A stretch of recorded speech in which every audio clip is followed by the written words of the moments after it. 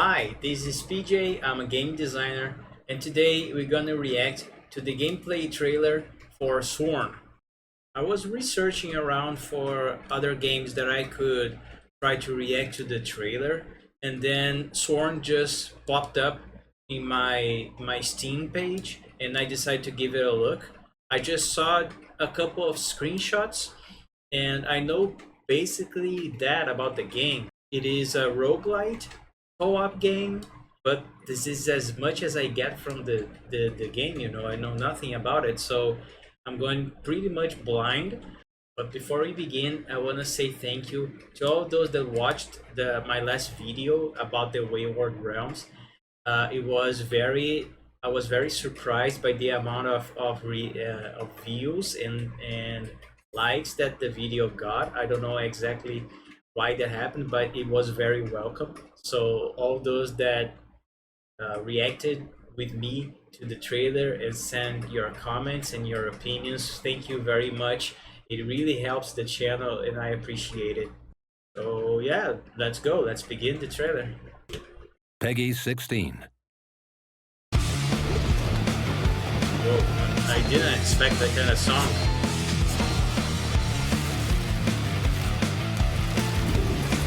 What is happening here?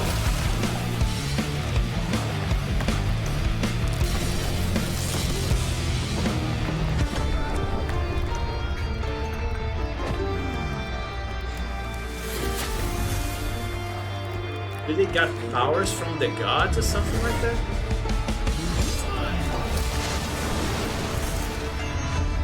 Okay, oh. Now we got the gameplay.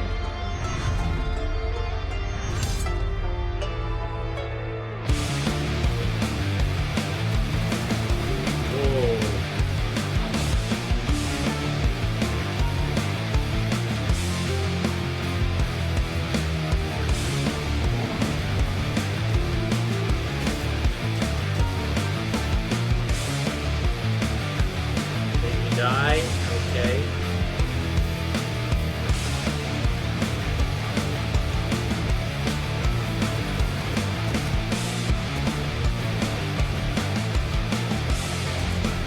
There we got the co-op feature.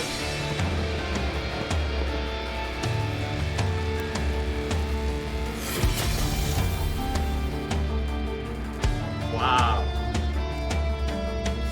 Windwalk Games.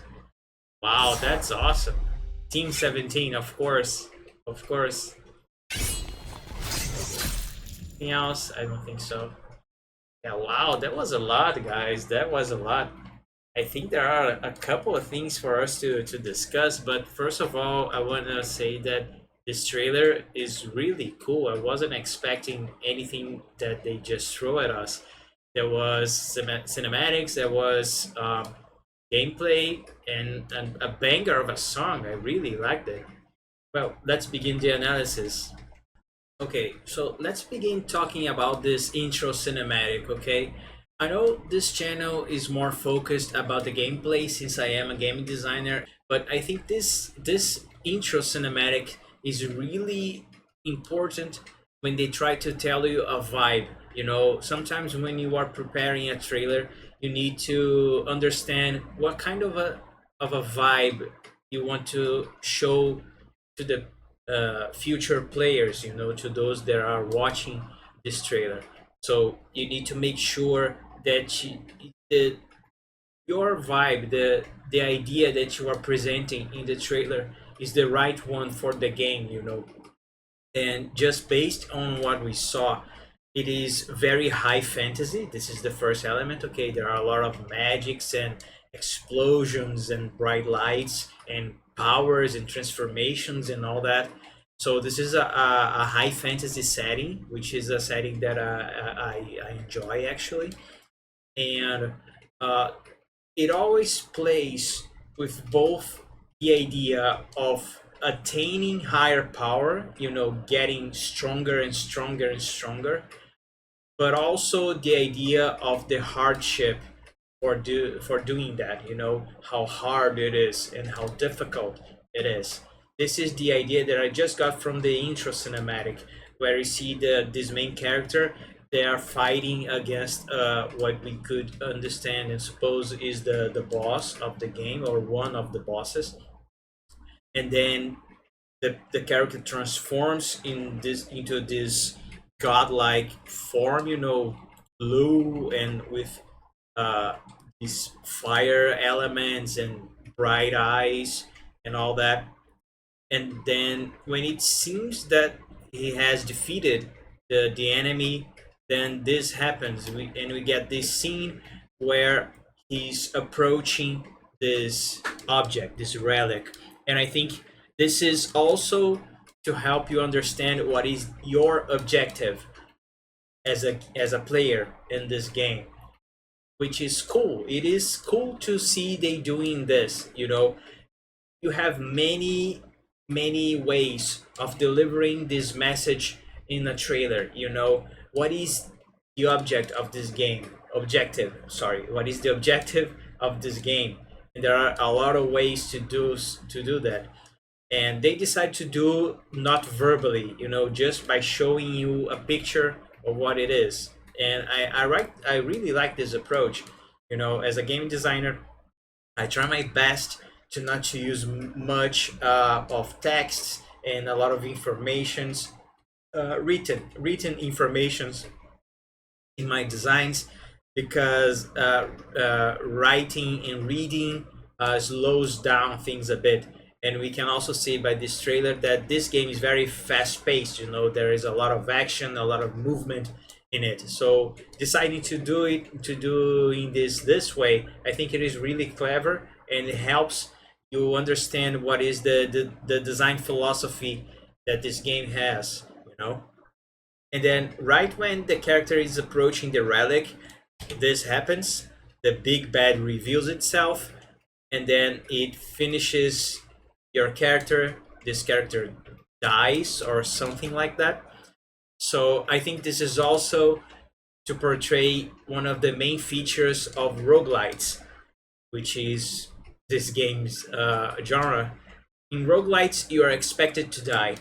It is very common for you to die a lot and start from the beginning, but you have a couple of small things to help you progress all over again. So I think that featuring death in an intro cinematic, it is cool. It is a really clever idea, and it just helps the player to understand that this is a game feature. Your deaths are by design. You're not a bad player. It is just how you play this game.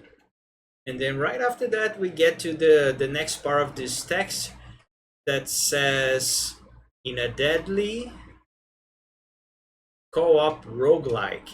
And I think this is curious, because it is not a roguelike. This is a roguelite game. A roguelike is a game that is similar to the older game that made the origin of this expression, the rogue. And rogue was not exactly like what we are seeing here. So they are doing a roguelite, which means that it is inspired by rogue, but it is not on the same genre. Uh, so they call it roguelike in the trailer, but on the Steam page it is a roguelite, which I think is more accurate. Although I've never played Rogue, so I might be wrong about that. But this is what I understand about roguelikes and roguelites. There is a key difference here when to use this word and when to use the other one. And I think this is kind of odd. But it is a co-op indeed. This one is correct. And either by being roguelike or roguelite, you can expect a couple of behaviors, uh, meaning randomly generated areas. Maybe the whole level that you're about to explore, it is completely randomly generated, procedurally generated. And by it being co-op, I think it has a lot of potential for comparison with games like Diablo and Path of Exile, which I'm not sure if they are uh, randomly generated, but this camera view and the fact that it can be used in co-op and with a lot of high fantasy elements and lots of magic and bright lights and explosions. Uh, it could be very similar to those games. So if you are a fan of Diablo and the Path of Exile, you might actually enjoy this game. Right. So for the first action sequence, we see the character doing a couple of moves that seem very interesting. Actually, let me reduce the speed a little more for a better reaction of what is happening here, since this is so fast paced. So he just starts to move. He does first of all a dash action, and in this trailer they make it very clear that you can use this dash to move over certain obstacles. As we can see that he's just gliding over this water tile, and right after begins the combat. Combat seems very fluid, and I like the animations, very exaggerated, you know, for a game like this. And you can hit multiple enemies in an arc, it seems.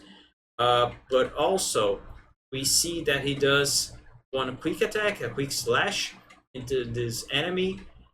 Very the we see the particles, and it is very satisfying to see this. You know, you have a clear indication that your attack is hitting the enemy, so you have no doubt that you are doing damage, which is good. I don't know if this game is gonna display the damage values, you know, the numbers or health bars for the enemy, since we have no UI in this trailer at all. And then after this attack, he does a whirlwind attack, hits the enemy twice, it seems, but hits in an arc. So this showed that either this character has a combo attack, so he has different attacks depending on the timing, or maybe if you press two different type of inputs, he does a different attacks, or which I think is more possible for this kind of game, you have a main attack, a simple attack, and you have a special attack for depending on the character's class. So maybe this class or this character has an attack that is a whirlwind. You press a special button, he does this whirlwind, and then he enters the cooldown, and you have to wait the cooldown to use it again.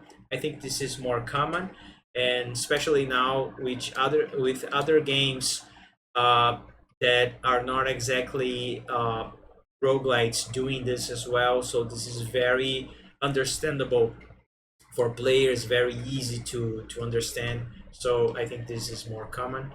And one last thing in this sequence, you see the enemy prepares an attack, and immediately you are shown this indication here. There is an indication for you to, what is it called, for you to react, you know, a telegraph. So you can see the attack is very telegraphed, and especially because of this indication, so the player don't only need to look at the enemy's posture and physical expression, or his movement. uh, he can also understand because of this really big yellow exclamation point here. So it is good. It is a good design for especially newer players, you know, those who don't understand everything about the game. In this other sequence, we see the same character using a different weapon. This looks like a crossbow. Yeah, I think it is a crossbow. He readies this crossbow, and immediately we see an UI that shows three arrows in different directions, and this character is going to use these arrows to execute his attack. I'll try to be very quick here just to get the animation, because it is really short.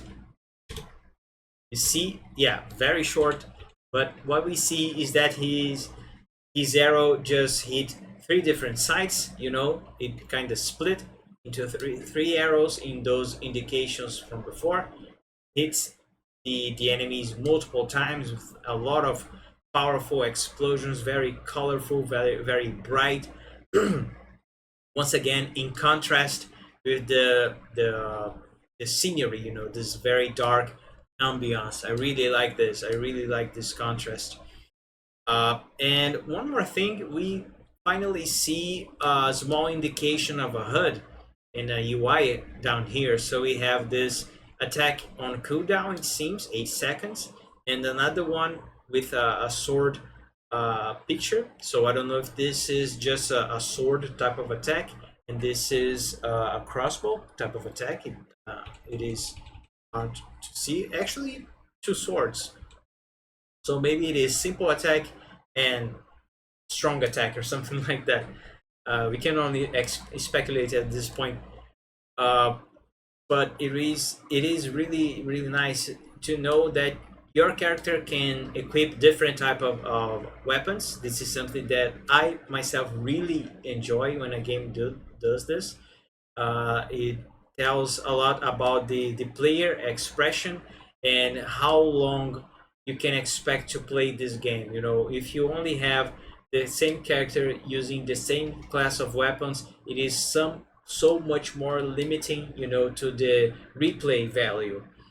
Replay value, of course, it is the chance that the game gives the player to replay it. You know, you have you are interested in replaying this game because you are trying something that you haven't tried before, such as a new weapon. So I don't know if you create this character or if it is pre-made and you just select it. But having the ability to equip different weapons, it is certainly a thumbs up in my opinion. Right to the next one. Uh, this next sequence, a lot of things are happening at the same time. We are just thrown into this situation here. We have a different character, first of all. This character has a big shield, fully armored, looks like a full plate type of armor. You see the enemy is using attacks that use AoE. So they target an area and you can see what the area is so you can avoid it. So once again, another good design choice. They are doing this so you, the player, don't feel frustrated if you are hit and you don't think you should be hit. This one shows, oh, I was hit because I was inside this red area. You know, it is very hard for you to blame the game for your mistake, you know. And this character is doing looks like a shield bash type of move where he just goes and, you know, just tramples all the enemies. The enemies once again shows those exclamation points. So I don't know if this is them readying an attack or getting hit by surprise. I think they are trying an attack, but then they get hit by the shield bash and they don't do anything. And since I am a very good fan of weapons, I just want to point out that we are using also a great mallet or a great hammer or some type of weapon like this. So yeah, one more different weapon we see in this trailer. And we jump to this other scene, which is very weird. It is very it's kind of hard to understand what is happening here. We see a lot of AoEs being happening in the ground, which should hit this character, but he seems to be floating or using some type of ability that makes his attacks on the ground, it doesn't hit the character. No, you see here, looks like he's floating or swimming, but this is above the water level. The water is right here, but you see him floating, and then the attack of the enemy, you know, just bursts from the ground, and the character seems unfazed by this.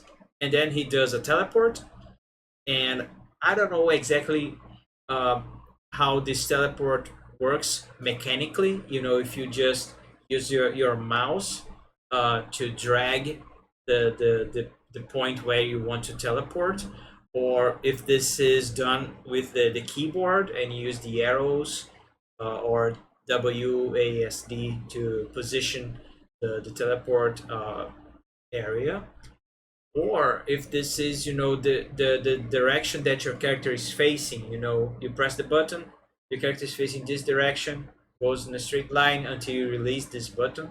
We have a couple of options here. I don't know exactly what it is, but the fact that the camera stays focused on your character and not on a mixed, camera point of view, I think this is different. This is not what I would expect from a game that is doing a couple of good things so far. A lot of really good design decisions. I think this is kind of a mess. Once again, I'm really enjoying what they're portraying here, but this is something that I think it could be done a little better. What I would suggest would be to try to focus on both elements at the same time. So make the camera not centered on this character only. Make it do kind of a difference. It stipulates a difference between this one and the area, the center of the area that you are moving. So if this character, if you move this area too far, this character would be kind of here in this camera view, and the area would be on the other side, but you would be able to still see this character, which is important. You need to understand what is happening to your character at all times, but also you have more options to see where you're about to teleport, and you gain more distance. This is completely doable. I don't know how hard this would be depending on the game engine that they are using for this game, but I've done something like that with my game engine that I use a lot, which is Construct. And I know Construct is very simple compared to other type of game engines, but still, if you can do this on Construct, I'm pretty sure you can do this on the other more advanced type of game engines like Unity or Unreal. So it is doable. Might take a bit longer in the process of creating, but I think the result could be worth it. And then after the teleportation, what we can see is that there is an explosion, and the character is here, but he has this aura around him, which to me signifies that he is kind of invincible for a couple of frames, so you don't have to worry if you are teleporting into immediate danger. Only if you are, after you executed teleport and you gain your movement again, which would be a safe design decision. But also by this bright light and all that, I think he does damage to those enemies that are there in the moment of his teleportation. Okay, in this menu here, we see a lot of entities, and these entities look like they grant your character powers, and you select those powers and you get upgrades or maybe new moves, something like that. But it seems to me that each entity is reserved for one specific character or one specific class, something like that. Because we have this guy, Oberon, King of the Fae, and he has three different type of upgrades for your light attack, heavy attack, and dash, which is something that we see for our first character in the beginning of the trailer. The guy with the sword, and we seem to have seen this before: light attacks, heavy attacks, and dashes, and three different abilities or upgrades done to those specific abilities. So what we can get from this trailer, this information here, looks like at some point you will be able to progress, either by defeating a boss or just by pressing a button in the pause menu. We don't know, but you will be given a choice, and you can select one or maybe two of those three basic options at this point.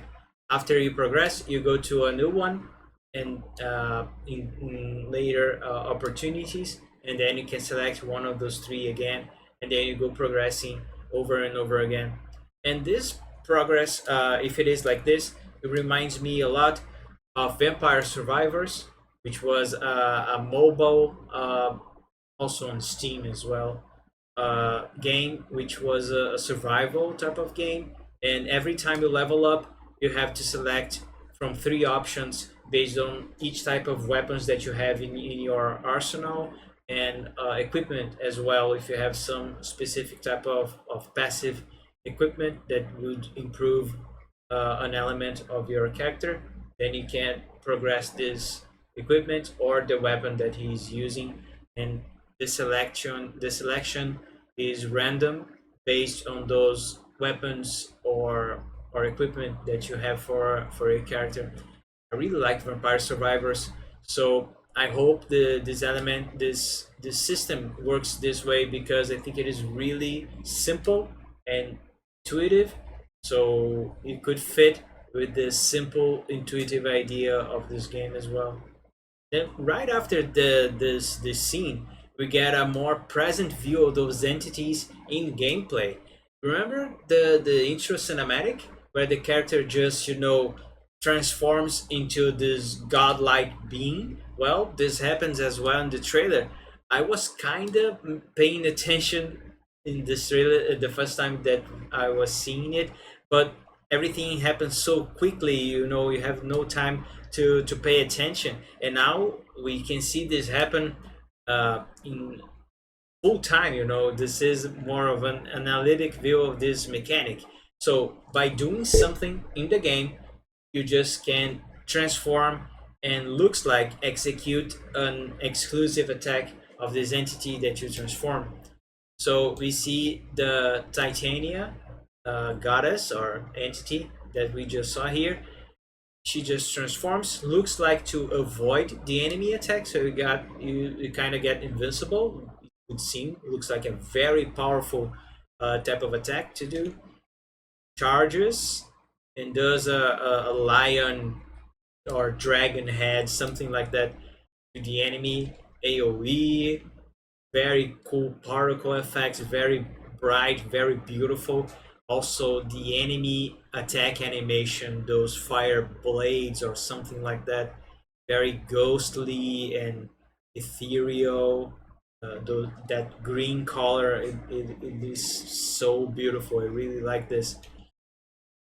And then you transform back to your basic, human self. So yeah, so besides all that you already have, those elements and all that, armors, powers, you also can transform to this deity to execute this very, or it seems to be very powerful attack. you know I would bet that this attack is like a one use per a very long time, or per specific map or area or something like that. Looks to be very limiting, but when you do use it, it is very powerful. This scene is really cool because it shows not only those hazards, those traps that you can encounter in a roguelike game, which is cool. It is just cool. But he's also using those type of weapons, which could be katars or punching daggers, something like that, or more specifically chakrams. I think that's how we pronounce these. These are chakrams.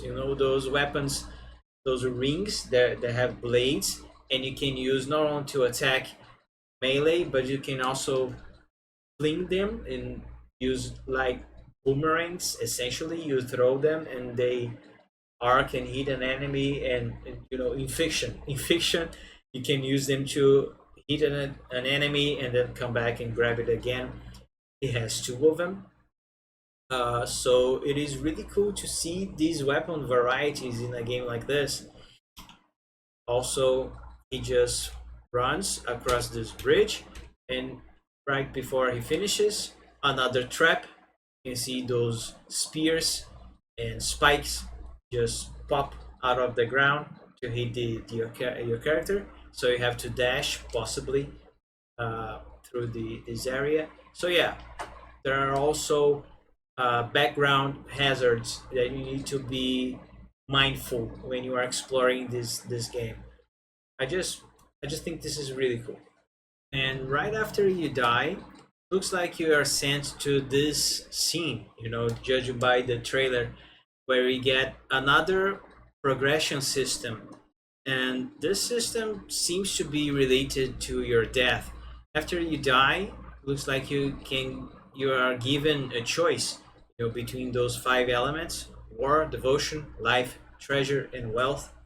And you get to choose a couple of advancements. This is probably a part of what will help you to not get stuck to the last place where you died. You use these small progressions to help in your next adventure.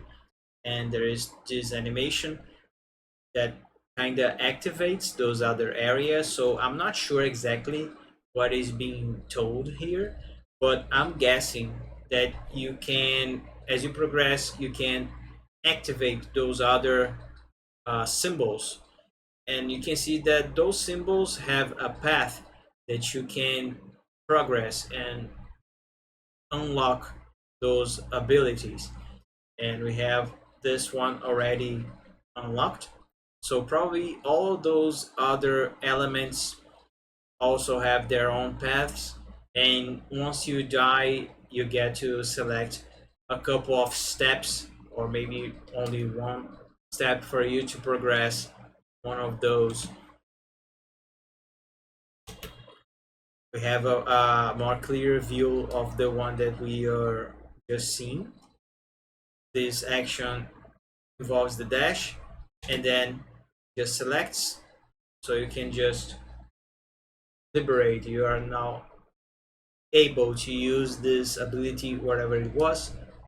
And well, in this next scene, we see why they are not our allies. We are in fact fighting against the Round Table Knights. So we're going to see this happening soon enough. But I also want to point out that we see more UI elements in this scene. We see this balloon here, so this is probably could be a talk type of interaction. So there could be a character behind the screen where we cannot see, but a character that we can talk maybe, or some quest or something like that, an item.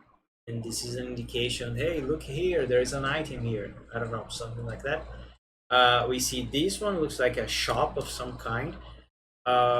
Yeah, and we see our four allies united, just four characters, heading to an important fight, judging by this double doors and all that. You see, there is this indication of this is a currency, and you use this currency to activate this point. This could be many things. Could be some kind of a store that you need this to open, or maybe a safe state type of thing. You can revive here, you die, or some kind of a buff or boost. Who knows? But it is something that you need this currency to open this area right here. And as you approach this door, you also get a message contains a Knight of the Round Table. So once again, Knights of the Round Table are very important by the presentation of this. I mean, look at this door, look at how these pillars are, and the whole scene is centered around here. That you're not attacking this scene. Is just to show that this door is an important objective. You're heading there, and this is all that you are going to be focusing. This is a strong boss. That's it for this trailer, guys. I really enjoyed what I saw. Got me really excited to even try it out. I'm not really a fan of Diablo type of games. I get the appeal, but it's not really for me. But this one made me interested in some kind of way. Don't forget to like and subscribe if you enjoyed what you saw here. I'll be looking and searching for more interesting games for us to react. So once again, thanks for watching, and I'll see you in the next one.